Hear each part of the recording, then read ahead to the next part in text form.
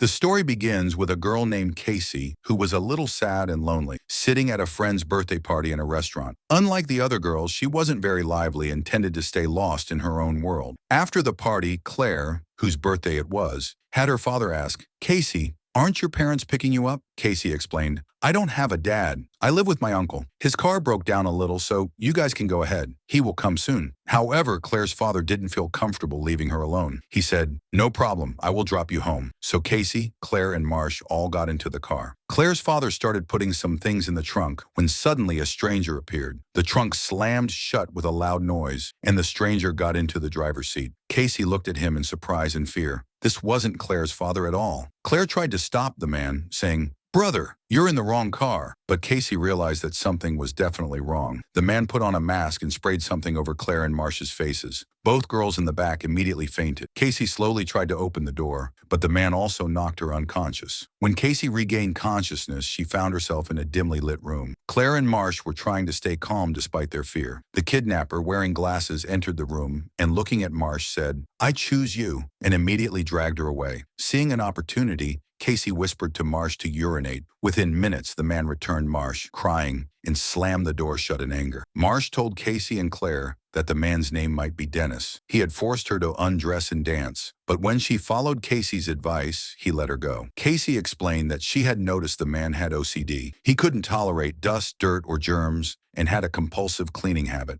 Even while kidnapping them, he kept things clean. Claire comforted the other girls, saying, "Don't be afraid. Everything will be okay. We'll face him together." On the TV, news reported the disappearance of 3 girls. Meanwhile, an elderly psychiatrist, Dr. Karen, was working on her computer and noticed that a patient named Barry had booked an appointment. Claire was planning that if the kidnapper came, all 3 girls would attack him together. But Casey pointed out that Dennis was extremely strong. He had handled Marsh very carefully and had far more power than the 3 girls combined. Casey said she needed more time to understand what he wanted before they acted. Later in Dr. Karen's clinic, a man wearing a hat and an open coat entered after knocking. This man was Barry, but he looked exactly like Dennis, though his personality was very different. Dr. Karen already knew that Barry had multiple personalities, 23 in total. She suspected that this wasn't Barry but one of his other personalities, as the man was meticulously organizing things, which was typical of Dennis. Meanwhile, the girls were still peeking through the door of the locked room. They noticed that there might be a woman with the kidnapper, speaking to Dennis, whom the girls thought was the kidnapper. Suddenly, the woman came near the door and opened it. The girls were shocked to see that the woman was actually the man himself, Dennis, dressed in women's clothes and heels. The girls were stunned and puzzled, wondering why their kidnapper was dressed as a woman. Casey explained that she had been observing Dennis carefully. "He won't bother you." Then she left, closing the door behind her. In that windowless room, Marcia and Claire started talking to each other. "This man is crazy talking to himself. He's going to kill us. He won't let us go." A little later, their kidnapper, Dennis, entered the room carrying a bucket. He was muttering angrily about how dirty the bathroom was. He handed the girls cleaning supplies and told them to keep it clean. He also said, "I promised Patricia, I won't touch you. You'll be fed anyway." And with that, he left the girls wondering what kind of ordeal they were facing. That night, Claire and Marcia woke Casey and pointed toward the door. The kidnapper, now wearing a yellow rain jacket, was standing outside the door, looking very cheerful. Dennis's mind also contained the personality of a 9-year-old boy named Hedwig, who kept repeating, "Someone's coming. You won't like it." The girls realized that Dennis wasn't pretending. He might really have multiple personality disorder. They sensed that this childlike personality might be more easily persuaded. The girls began questioning Hedwig to figure out something. Someone said, "Come here, I'll tell you a secret." Casey explained that he wasn't coming for them but for himself. She had overheard Patricia and Dennis saying they needed a 9-year-old boy this time. This frightened Hedwig a little, and he protested. "You're lying," Casey reassured him. "We 3 can help you fight. Just let us get out of here." Hedwig still didn't fully trust them and ran to the door, locking it from the outside. Casey peered through the gap and saw Hedwig running away. She quickly opened another door in a hurry, thinking there must be a way out. The girls then examined the walls of the room. Claire suspected that a part of the ceiling might be hollow. Hanging upside down, she used her heel to break through. Suddenly, Hedwig insisted on coming back into the room. Claire quickly removed a grill from the ceiling, while Marcia and Casey held the door. But then Hedwig morphed into Dennis. Dennis was stronger than Hedwig and forced the door open. Claire Claire climbed the ceiling to see where the path led, but Dennis started chasing her. She quickly hid in an empty locker, but Dennis found her, locked her in a separate room, and ordered her to remove her clothes. Then Dennis returned to Marcia and Casey's room, repaired the ceiling, and threatened them. Now Claire will be kept apart from you in a separate room. He also made them clean, ensuring everything was spotless. Meanwhile, Dr. Karen, with some colleagues, was in a meeting on her computer discussing dissociative identity disorder, DID. She explained that in such people, different personalities can have separate mental spaces and even different strengths. After the meeting, Barry came to see Dr. Karen. By this point, Karen realized that this was not Barry but Dennis. Barry had refused to let Patricia or Dennis outside, which frustrated Dr. Karen. Checking the CCTV as Barry left, she confirmed her suspicion. One of Dennis's personalities had come out as Barry to meet her. Back in the room, Marcia said they needed to find a way out before anything else happened. Soon their kidnapper returned as Patricia, bringing food and preparing Marcia and Casey. According to him, the girls were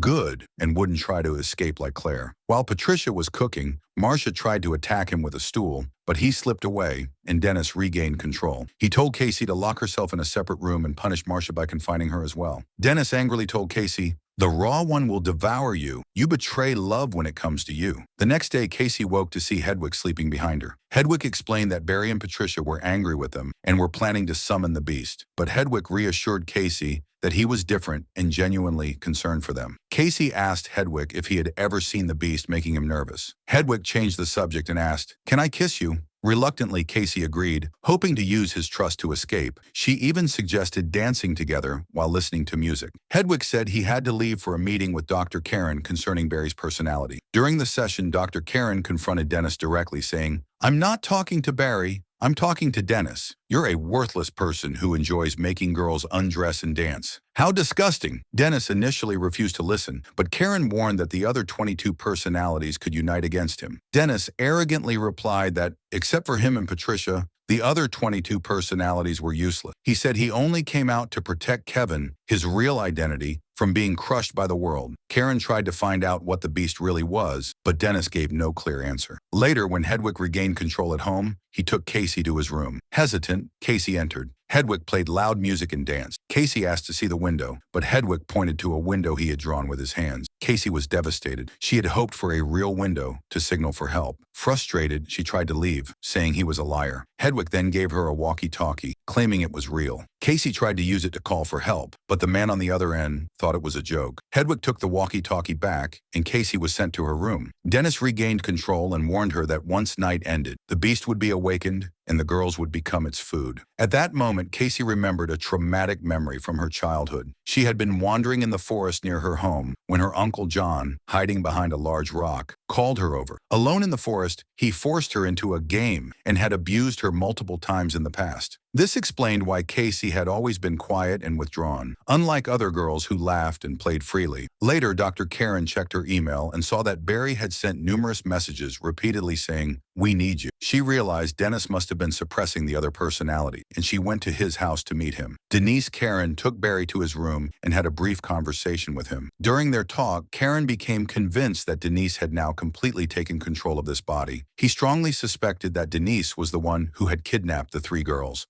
As soon as he got the chance, Dr. Karen quickly opened the door to a room. There he found a clear floor with something lying on it. But then Denise came from behind and rendered Karen unconscious by giving him some medicine. Casey was trying to open the door from the inside, and the other 2 girls were also waiting for the right moment to free themselves. Denise bought a bouquet of flowers from a mall. On his way back home, Casey went into a room where a computer was kept. On this computer, she found videos of 23 different personalities. Meanwhile, Denise reached an old train carriage where he transformed into his 24th personality, the Beast. He grew bigger and started moving like an animal. Using the Beast's agility, he ran toward the house. When Karen regained consciousness, he began writing notes on Denise's table. The Beast had already reached the house. Karen, with blurred vision, picked up a knife and tried to strike the creature behind him. But the Beast had complete control over his mind and had strengthened his body skin so much that the blade broke and fell to the ground. The creature grabbed Karen between its hands and killed him. After watching all the videos, Casey figured out where the keys were